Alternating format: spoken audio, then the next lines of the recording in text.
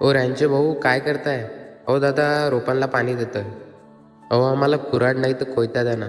कशाला हो दादा? अहो झाडं कापायची होते. का बरं हो? अहो आमच्या इथं कार्यक्रम आहे, तर मोठ्या प्रमाणात पाहुणे येणार आहे. मग त्यांच्या राहण्यासाठी व्यवस्था करायची आहे. अच्छा बरं. दादा बाकी घरचे ठीक आहे ना? हो रँचे भाऊ, फक्त प्रदूषण जास्त झाल्यामुळं प्रत्येकाची तब्येत थोडीफार बिघडलेली आहे. तुमचे आजोबा ते आता बरे आहे का? त्यांना ऑक्सिजन लागतो ना? हो ते पण बरे आहे म्हणा आता, पण तरी पण ऑक्सिजन लागतोच.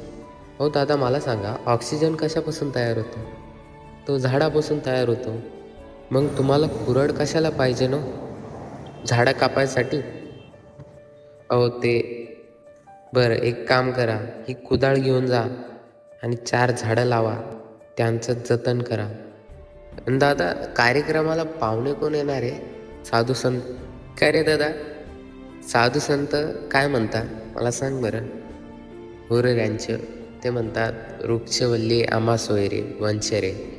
आणि ते जाऊ दे दादा, गौतम बुद्धांना विद्या कुठे प्राप्त झाली आणि त्यांचा इतिहास कुठे घडला खऱ्या अर्थाने?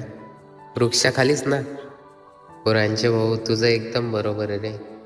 राहिला प्रश्न साधू संतांचा राहण्याचा, ते झाडाखाली पण राहू शकता ना.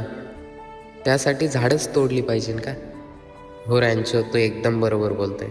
आता मी कुदाळ घेऊन जातो आणि झाडं लावतो.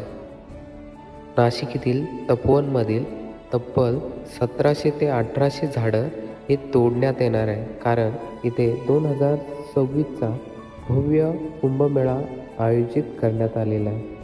माणसाने विचार केला तर माणूस कशी पण जागा निर्माण करू शकतोय. जर जागाच नसेल तर काही जागा भाडेतत्वावर विकत घ्या.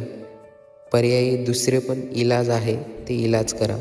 जागा कृपया झाडं तोडू नका, कारण ते आहे म्हणून आज आपण सुखरूप जगत आहोत. झाडं वाचवा, झाडं जगवा, झाडे लावा.